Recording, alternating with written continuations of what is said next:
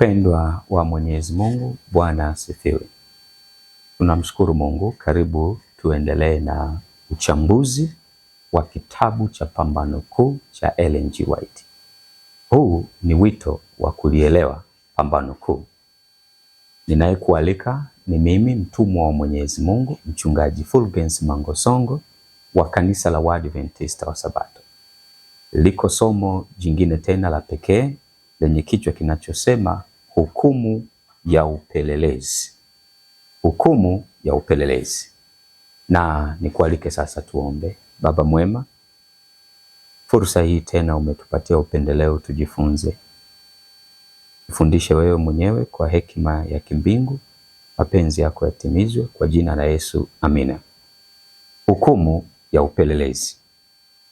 Nabii Ellen G. White katika kitabu cha Publishing Ministry ukurasa wa 358 paragrafu ya kwanza, nabii anasema kitabu cha Pambano Kuu kinapaswa kusambazwa kwa wingi sana.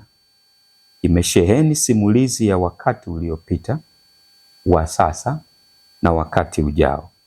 Katika uchambuzi wake wa matukio ya mwisho ya historia ya dunia hii, kina ushuhuda wenye nguvu kwa niaba ya ukweli.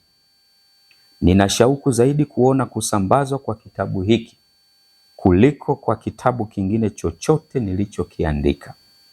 Kwa kuwa katika kitabu cha Pambano Kuu, ujumbe wa mwisho wa onyo kwa ulimwengu wote umetolewa kwa uwazi zaidi kuliko katika vitabu vyangu vingine vyovyote. Kwa hiyo hekima ya Mungu ni hii. Tusambaze kitabu gani? Tusambaze kitabu cha Pambano Kuu kuliko kitabu kingine chochote.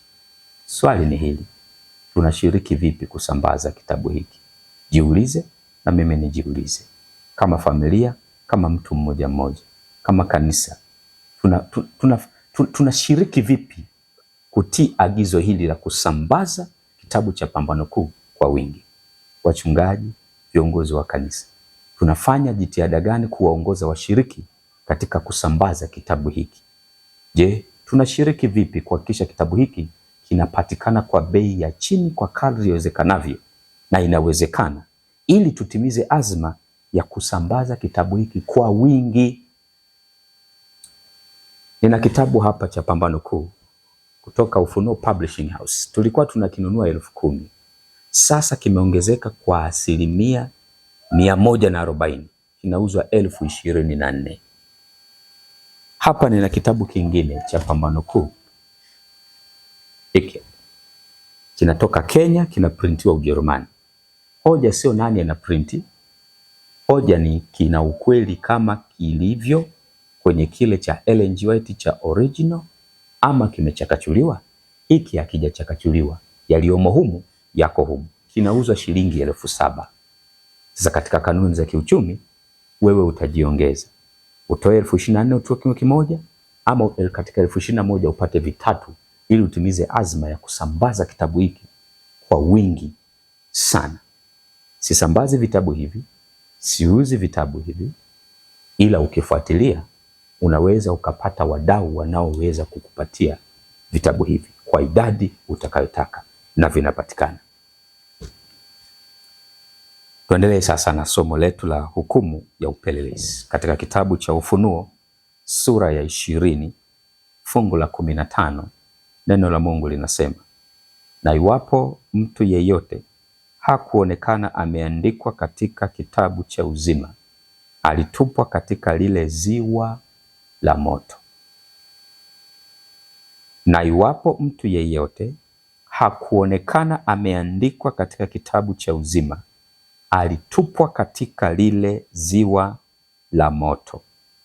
Angalia, Ufunuo 13:8 imeandikwa, na watu wote wakaao juu ya nchi watamsujudu. Kila ambaye jina lake alikuandikwa katika kitabu cha uzima cha mwanakondoo aliyechinjwa tangu kuwekwa misingi ya dunia. Danieli 12:1, na wakati huo Mikaeli atasimama, jemadari mkuu asimamaye upande wa wana wa watu wako, na kutakuwa na wakati wa taabu, mfano wake haukuwapo tangu lilipo anza kuwapo taifa hata wakati huo huo, na wakati huo watu wako wataokolewa. Kila mmoja atakayeonekana ameandikwa katika kitabu kile. Naona, narudia, atakayeonekana ameandikwa katika kitabu kile ndiye atakayeokolewa. Atakayeonekana ameandikwa kwenye kitabu kile ndiye hatomsujudia mnyama na sanamu yake wala kuipokea chapa. Yule ambaye hakuonekana ameandikwa katika kitabu cha uzima atatupwa katika ziwa la moto. Kwa hiyo hoja ya msingi ni hii: wale watakaoonekana majina yao yamebaki kwenye kitabu cha uzima, hao wataokolewa, hawatapokea alama ya mnyama, hawatatupwa kwenye ziwa liwakalo moto.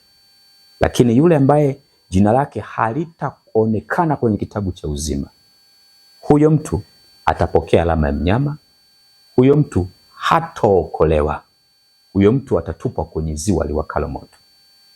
Kwa hiyo nani anaandikwa kwenye kitabu cha uzima? Yeyote anayemwamini Yesu kama Bwana na Mwokozi wa maisha yake anaandikwa kwenye kitabu cha uzima. Nani anatakiwa kufutwa kwenye kitabu cha uzima? Mchakato wa upelelezi unapaswa kufanyika, upembuzi unapaswa kufanyika, ukaguzi unapaswa kufanyika.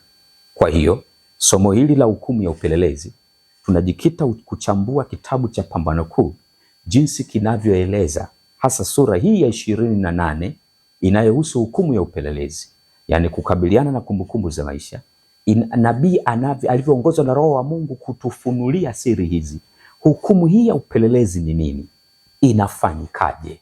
Tunawezaje kuwa na hakika ya kwamba majina yetu yanabaki kwenye kitabu cha uzima, ili tusitupwe katika ziwa liwakalo moto, ili tuokolewe, ili tusimsujudie mnyama wala kuipokea chapa yake ama kuipokea alama ya mnyama?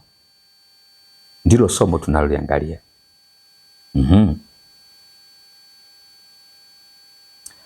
Tusome katika kitabu cha Pambano Kuu, UPH 2024, sura ya 28, kukabiliana na kumbukumbu za maisha, ukurasa wa 396.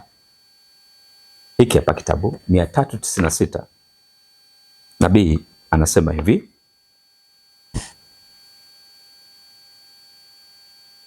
katika huduma ya mfano, wale tu waliokuja mbele ya Mungu wakiungama na kutubu, na ambao dhambi zao kwa njia ya sadaka ya dhambi zilihamishiwa katika chumba cha patakatifu, walikuwa na sehemu katika huduma ya siku ya upatanisho.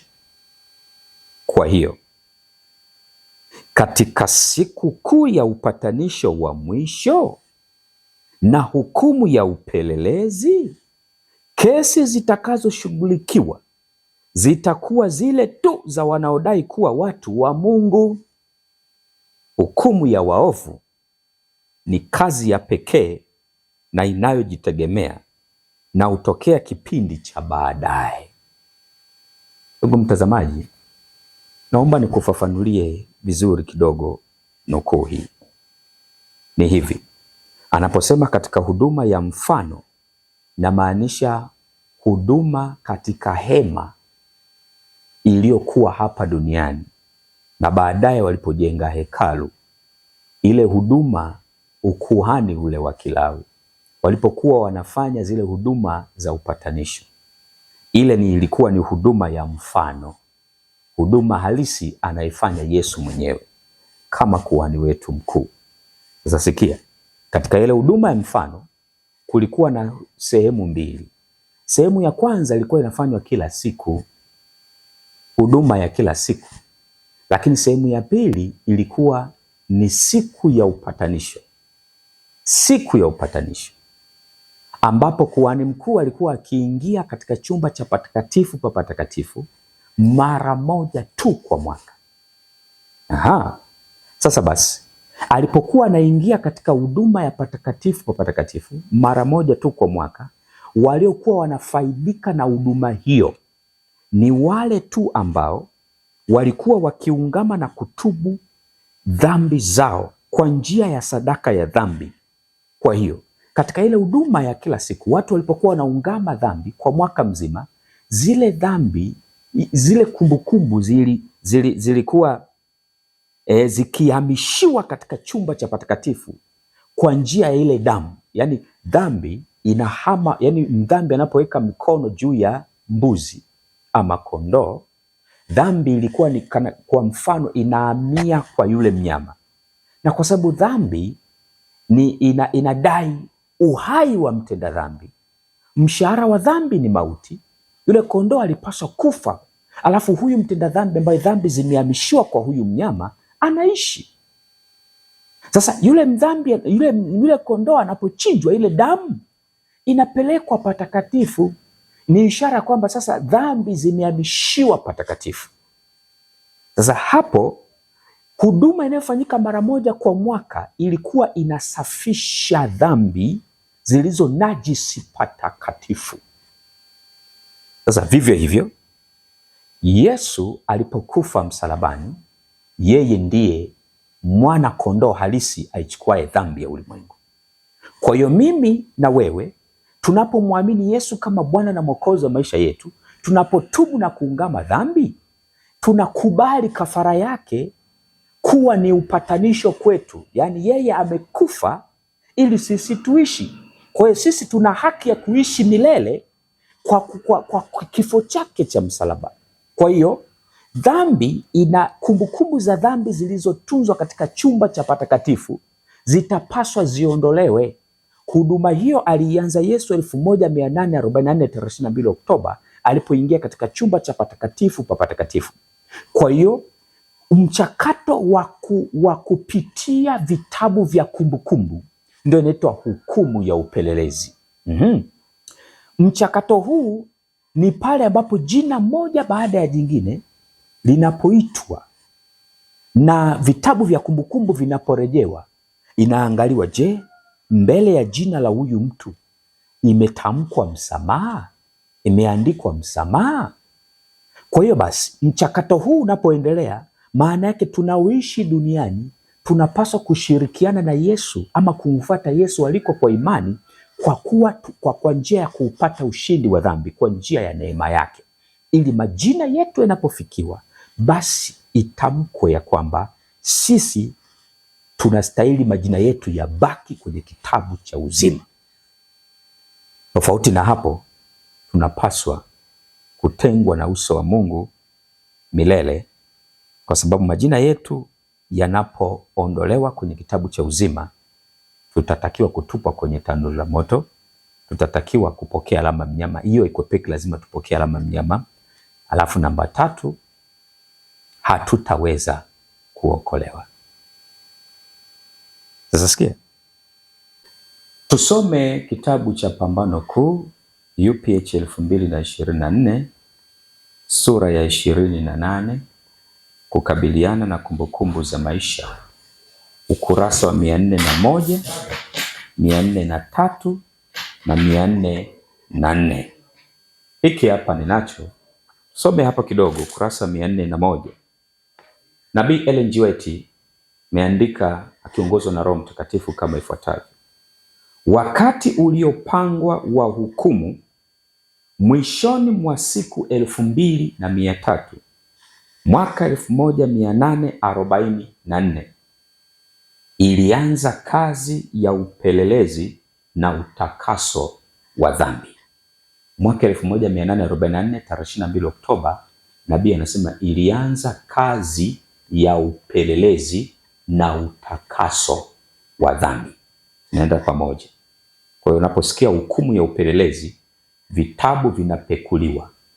Wakati vitabu vinapekuliwa, tunaoishi duniani tunatakiwa tupate utakaso wa dhambi, tupate ushindi kamili wa dhambi. Nabii anaendelea kusema, wote waliowahi kubeba jina la Kristo itawapasa kupita katika uchunguzi wa kina wa hukumu ya upelelezi. Kwa hiyo wanaopelelezwa kwenye hukumu sio waovu.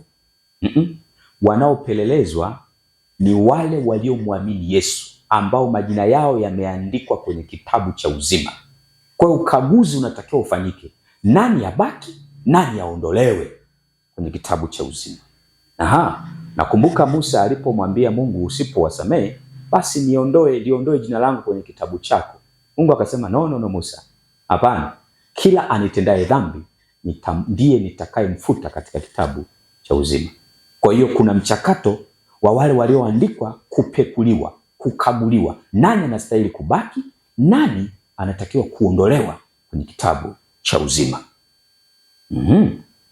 Nabii anaendelea kusema, walio hai na waliokufa watapaswa kuhukumiwa, watapaswa kupelelezwa katika mambo hayo yaliyoandikwa katika vile vitabu, sawa sawa na matendo yao. Kuna vitabu vitatu vinavyohusiana na hukumu ya upelelezi. Katika kitabu hiki cha Pambano Kuu, na kusihi ukasome sura ya 28 uielewe kwa kurudia na kwa maombi mengi. Kuna kitabu cha uzima, yeyote anayemwamini Yesu anaandikwa kwenye kitabu cha uzima. Kitabu cha kumbukumbu, kitabu cha kumbukumbu.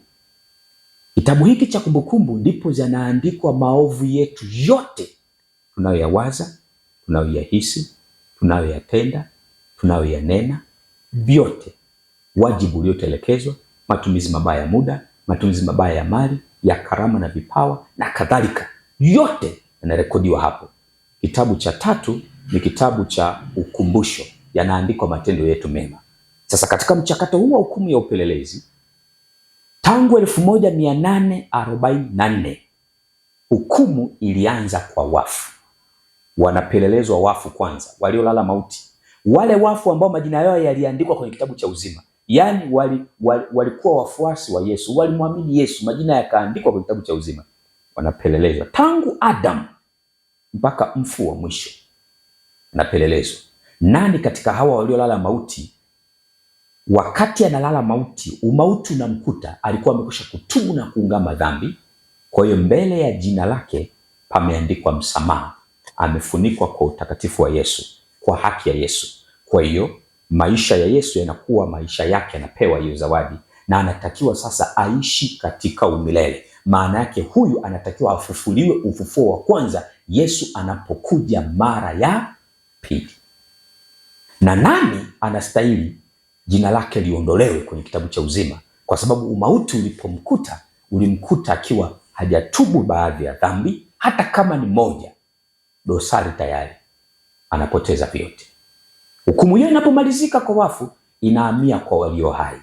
Inapohamia kwa walio hai, kwa mujibu wa Petro wa kwanza sura ya 4 mstari wa 17 na 18, na kwa mujibu wa Ufunuo wa Yohana sura ya 11 fungu la kwanza na la pili, hukumu hiyo inapohamia kwa walio hai, inaanza kwa Waadventista wa Sabato, kanisa la Mungu. Sasa hukumu hii inafanyikaje? Jina moja baada ya jingine linaitwa, na jina likifikiwa, rehema inakomea hapo. Na hiyo ndio shida na hatari ya hukumu ya upelelezi kwa walio hai.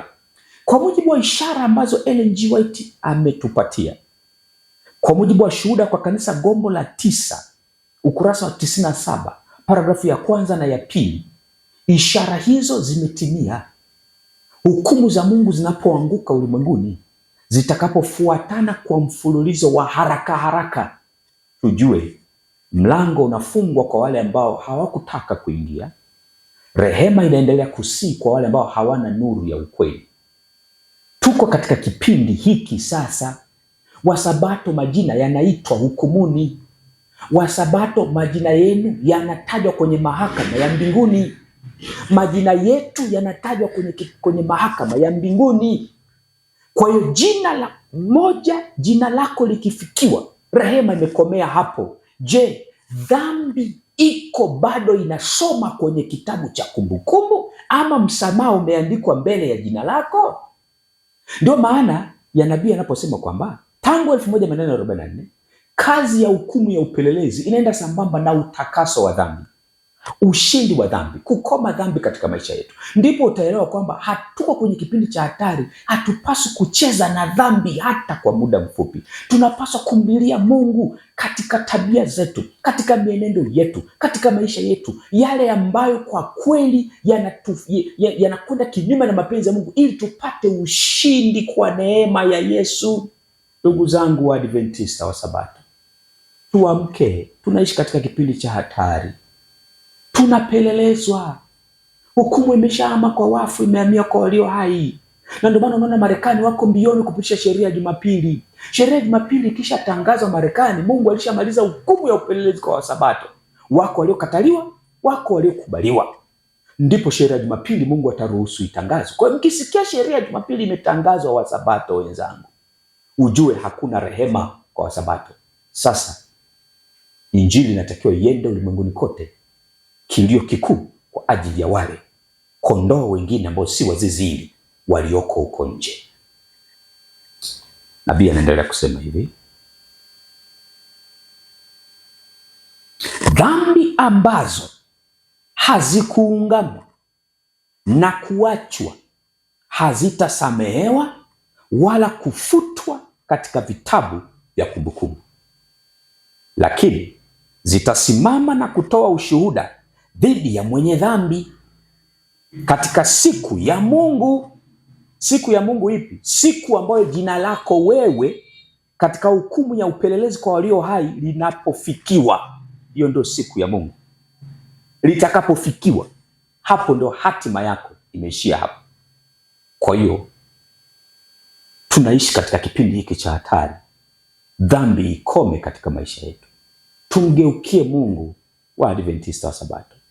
Na ndio maana sasa tunaishi katika kipindi ambacho kama kipindi kile cha Wayahudi, rehema ilipokuwa inakaribia kufungwa kwao, Yesu alisema, afadhali shikeni njia kuwaendea kondoo waliopotea wa nyumba ya Israeli. Afadhali tushike njia tuwaendee Wasabato waliopotea. Maana muda wa Msabato, rehema kwa Msabato ni fupi. Na sasa anaishi katika kipindi hiki cha hukumu ya upelelezi kwa walio hai. Hawa wengine nafasi wanayo. Msabato anatakiwa aelewe wakati tuliopo sasa, tumefika wapi katika historia ya kinabii. Hatupo gizani, yote yamefunuliwa wazi. Matukio yote yaliyoshikamana na kufungwa kwa mlango wa rehema na matayarisho kwa ajili ya wakati wa taabu yamefunuliwa wazi, lakini watu hawaelewi, kana kwamba hayangefunuliwa kwao. Hiyo ni Pambano Kuu. Kitabu hiki ni sura ya 37, maandiko ni kinga, ukurasa wa 490. Nabii anaendelea kusema hivi, bado niko kwenye ukurasa wa 401. Anaweza kuwa alizitenda wakati wa nuru ya mchana au katika giza la usiku, hizo dhambi, lakini zilikuwa wazi na dhahiri mbele yake yeye tunayewajibika kwake. Malaika wa Mungu walishuhudia kila dhambi na waliiandika katika kumbukumbu zisizokosea. Dhambi inaweza kufichwa, kukanwa, kufunikwa isione na baba, mama, mke, watoto na marafiki. Hakuna mtu mmoja isipokuwa mwenye hatia anayeweza kuwa na mashaka kuhusu dhambi hiyo, lakini iko wazi mbele za wenye akili wa mbinguni. Giza la usiku wenye giza totoro. Usiri wa sanaa zote za udanganyifu halitoshi kuficha wazo hata moja lisijulikane kwa yule aliyepo milele zote. Mungu anayo kumbukumbu sahihi ya kila taarifa isiyo ya haki na kila tendo la uonevu. Hadanganywi na muonekano wa utakatifu. Hafanyi makosa katika tathmini yake ya tabia. Watu wanaweza kudanganywa na wale walio na mioyo miovu, lakini Mungu anapenya vificho vyote na kusoma maisha ya ndani. Ndugu mtazamaji, Hakuna tunachoweza kumficha Mungu. Huu ni wakati wa kuiogopa dhambi kuliko kitu kingine chochote. Tutubu na kuungama dhambi na tudai neema, tuombe kwa bidii mpaka tumepewa neema ya kushinda mielekeo yote ya uovu.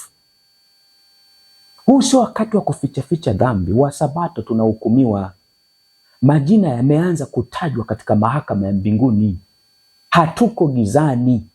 Tumepewa ishara na Ellen G. White katika kitabu cha Shuhuda kwa Kanisa, gombo la 9, ukurasa 97, paragrafu ya 1 na ya 2. Tuko kwenye kipindi hiki sasa. Tuendelee kusoma ukurasa wa 403. Nabii anasema hivi: Shetani anagundua mipango isiyo na idadi ya kushikilia akili zetu ili zisijishughulishe na kazi ambayo tulipaswa kuifahamu vizuri kuliko kitu kingine chochote. Mdanganyaji mkuu anachukia vipengele muhimu vya ukweli vinavyodhihirisha kafara ya upatanisho na mwombezi mwenye nguvu zote. Anajua kuwa kwake yeye kila kitu hutegemea kuelekeza akili za watu mbali na Yesu na ukweli wake. Kwa hiyo, kwa nini hauelewi hukumu ya upelelezi ni kitu gani, inafanyikaje mpaka sasa? Ni kwa sababu ya utendaji kazi wa Shetani. Na Shetani ana mawakala wake, na mawakala wake ni majesuiti waliojipenyeza kila mahali ili kuhakikisha hoja hii haifundishwi makanisani. Watu hawaelewi hukumu ya upelelezi, watu hawaonywi, hawaambiwi ukweli, hawajui wapi tumefika katika historia ya kinabii na tunapaswa kufanya nini. Ndugu zangu, hukumu ya upelelezi kwa walio hai inatisha, kwa sababu jina lako litakapofikiwa tu, rehema inakomea hapo, ufungiwe ndani ama ufungiwe nje. Yaani itamkwe jina liondolewe kwenye kitabu cha uzima ama jina libaki kwenye kitabu cha uzima. Hiyo ndiyo hatari, hakuna nafasi tena. Sasa majina yetu yafikiwe tukiwa tumeshapata utakaso kamili wa dhambi, ushindi kamili wa dhambi. Huu ni wakati wa kumrudia Mungu. Nabii anaendelea kusema, ukurasa wa 403, sura ya 28, kukabiliana na kumbukumbu za maisha. Nasoma UPH 2024. Wale ambao wanapaswa kuwaeleza wengine manufaa ya upatanisho wa Mwokozi hawapaswi kuruhusu kitu chochote kuingilia wajibu wao wa kuwa na utakatifu kamili katika kicho cha Mungu. Saa za thamani, badala ya kutumiwa katika anasa, kujionesha, kutafuta mapato, zinapaswa kutumiwa katika usomaji wa neno la Mungu na kwa moyo wa dhati na kwa maombi mengi. Kwa kumbe, ili tupate ushindi wa dhambi, tunapaswa kuwa mashujaa wa ibada binafsi, wasomaji wa neno na watu wa maombi kwa moyo wa dhati, ili tumlilie Mungu, tupewe neema, tupewe nguvu ya kushinda dhambi, kushinda mielekeo ya dhambi. Hicho ndicho ambacho tunatakiwa tukifanye, Waadventista wa Sabato. Amkeni ndugu zangu, muda umeisha. Rehema inafungwa kwa Wasabato. Mkisikia sheria Jumapili imetangazwa Marekani, Mungu alishamalizana na Wasabato. Majina yanatajwa kwenye mahakama ya mbinguni. Rehema inafungwa kwetu. Ndugu zangu, tuamke. Nabii anaendelea kusema hivi: somo la patakatifu na hukumu ya upelelezi inapaswa lieleweke kikamilifu kwa watu wa Mungu. Je, unalielewa somo la patakatifu na hukumu ya upelelezi kwa kikamilifu? Mchungaji, kiongozi, una uhakika unaowaongoza wanaelewa? Tunatakiwa tuwekeze kwenye masomo gani? Nabii anasema somo la patakatifu na hukumu ya upelelezi linapasa lieleweke kikamilifu kwa watu wa Mungu. Wote wanahitaji kujua wenyewe nafasi na kazi ya kuhani wao mkuu, vinginevyo haitawezekana kwao kufanyia mazoezi imani ambayo ni ya muhimu kwa wakati huu, au kujaza nafasi ambayo Mungu amepanga waijaze. Nabii anaendelea kusema, kila mtu ana nafsi ya kuokoa au kupoteza. Kila mtu ana kesi inayomngoja katika mahakama ya Mungu. Kila mmoja inampasa kukutana na jaji mkuu uso kwa uso. Ni muhimu kiasi gani hivyo basi kuwa kila akili itafakari mara kwa mara mandhari ya kutisha wakati hukumu itakapokaa na vitabu vitakapofunguliwa. Wakati pamoja na Danieli, kila mtu atapaswa asimame katika kizimba chake mwishoni mwa siku.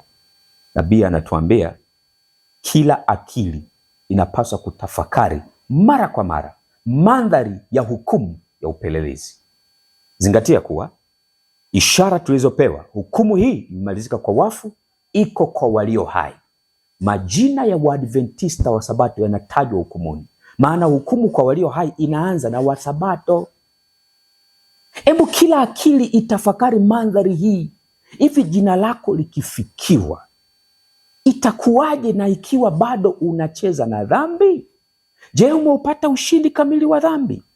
Nabii hapa anatuambia suluhisho, tudumu katika kusoma na maombi kwa moyo wa dhati, tukimlilia Mungu. Ushindi ni wa hakika kwa neema yake. Hebu tuamke na tusicheze na dhambi. Tubuni, mrejee na dhambi zenu ili dhambi zenu zifutwe. Tumgeukie Mungu.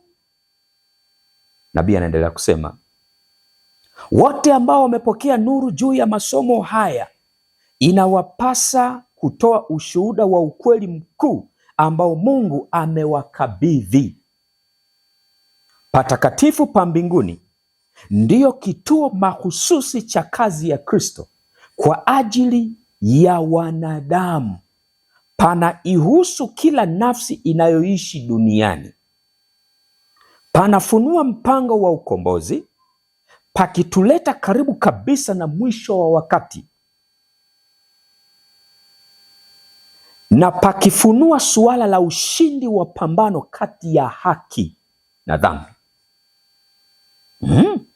Kwa hiyo mada ya patakatifu na hukumu ya upelelezi ni mada nyeti, muhimu, muhimili wa imani yetu kama Waadventista wa Sabato. Kwa nini sasa hatuelewi hukumu ya upelelezi ni nini, inafanyikaje? Kwa nini hatuelewi? Na kwa nini hatufundishi?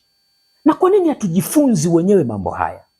Ninakutolea mwaliko, ndugu mtazamaji, soma kitabu cha Pambano Kuu sura ya 28 na umlilie Mungu kwa maombi, uelewe kinaga ubaga.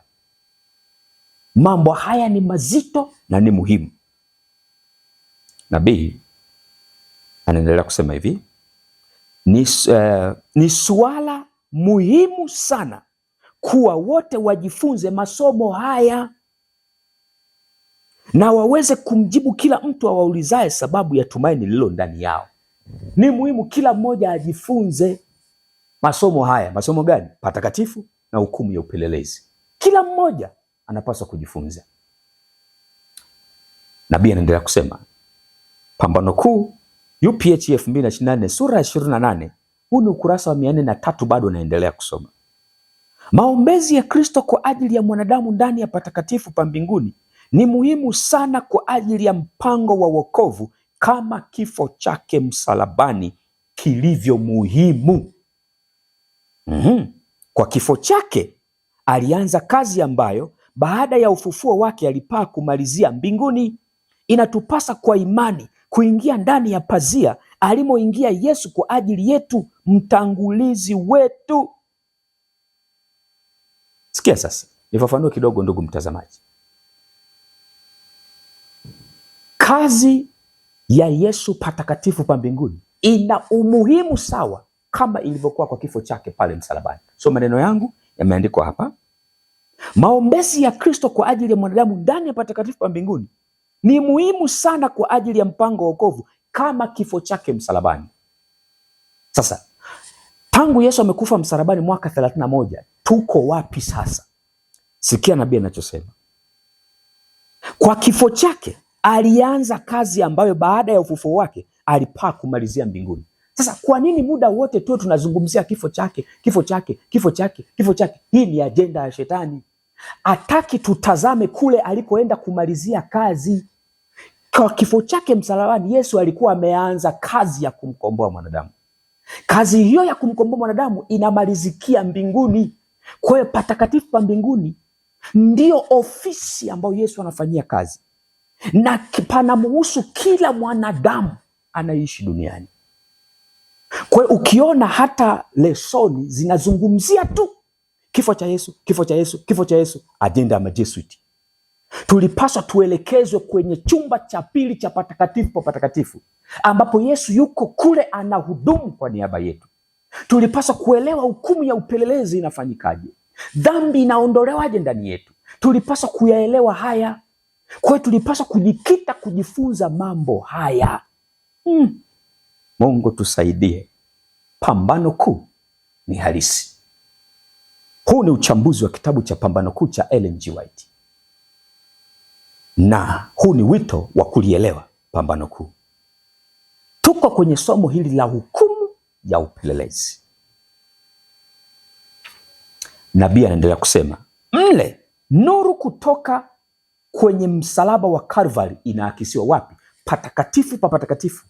Nuru kutoka kwenye msalaba wa Kalvari inaakisiwa. Kwa hiyo hatupasi kuanza kujifunza yani hayo Yesu alikufa 31, sijui kifo cha Yesu kimedokoa.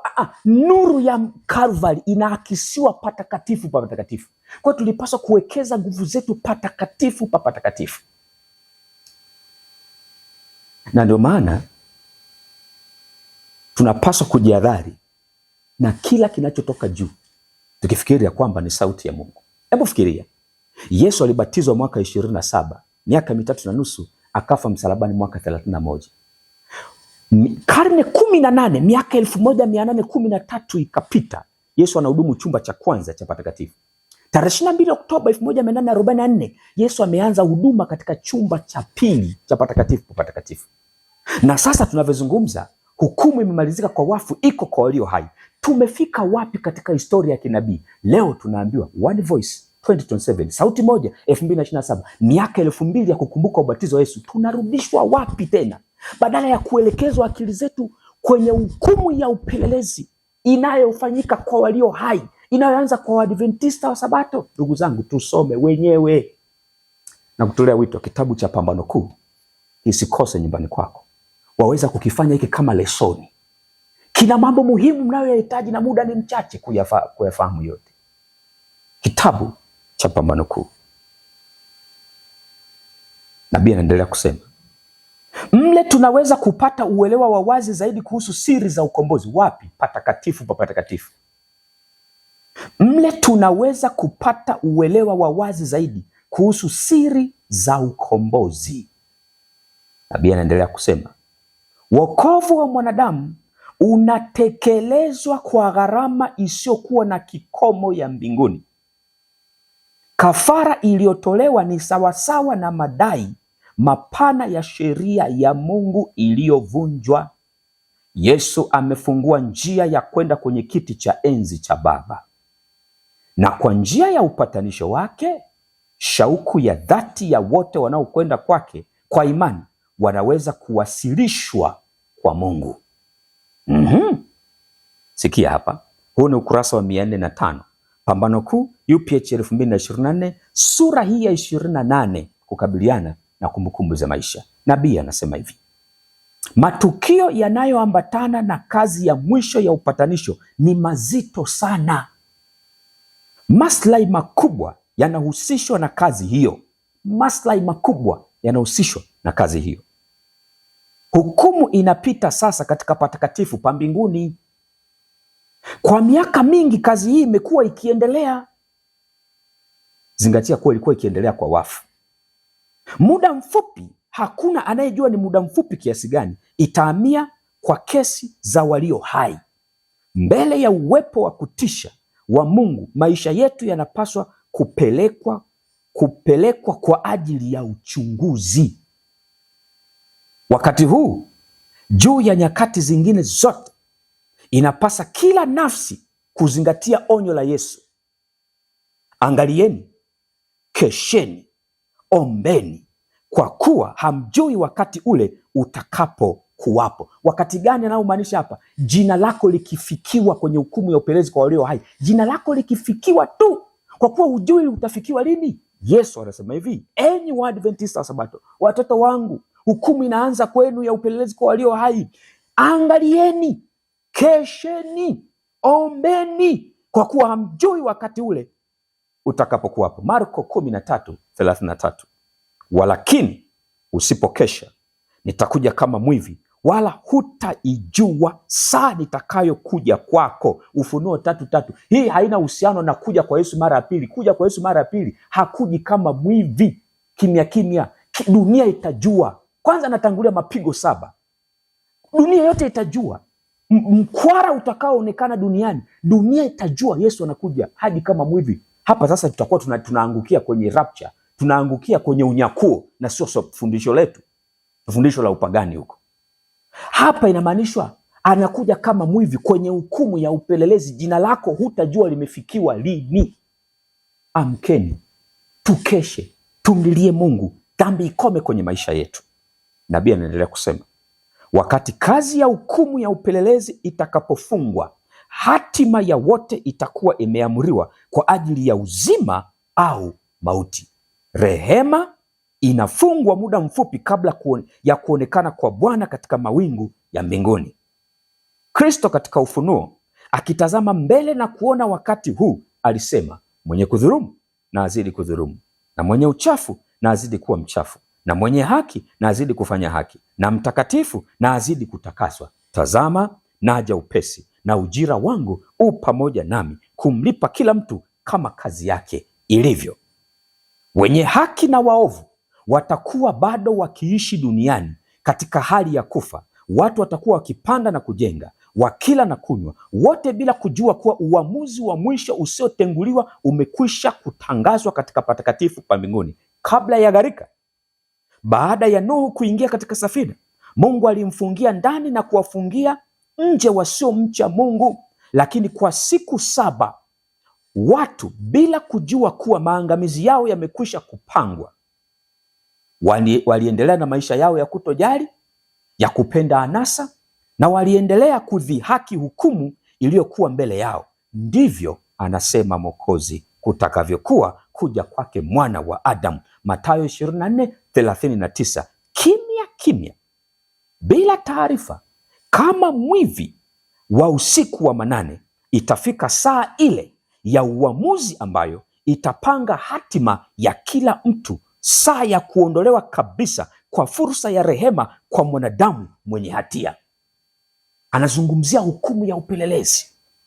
Nabii anaendelea kusema, kesheni basi, asije akawasili ghafla akawakuta mmelala. Marko 13:35-36. Hali ya hatari inawakabili wale wote ambao kwa kuchoka kukesha wanageukia vivutio vilivyopo ulimwenguni.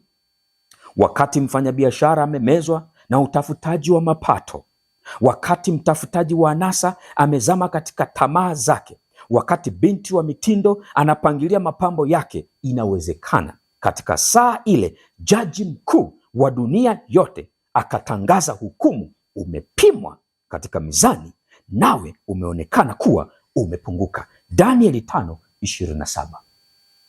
Sasa tunaishi katika kipindi cha hatari. Tumefika wapi katika historia ya kinabii? Hukumu imemalizika kwa wafu, imeanza kwa walio hai. Inaanza kwa kanisa la Mungu, Waadventista wa Sabato. Kesheni basi, tuamke ndugu zangu, dhambi ikome katika maisha yetu, tumtafute Mungu kwa bidii, tupate ushindi kamili wa dhambi. Pambano Kuu, kitabu hiki, sura ya 28 itakusaidia kuelewa mambo muhimu unayopaswa kuyaelewa. Sura ya 23 na sura ya 24 zitakusaidia kuelewa patakatifu ni nini, huduma ya patakatifu inafanyikaje, Yesu anafanya nini na yuko wapi sasa?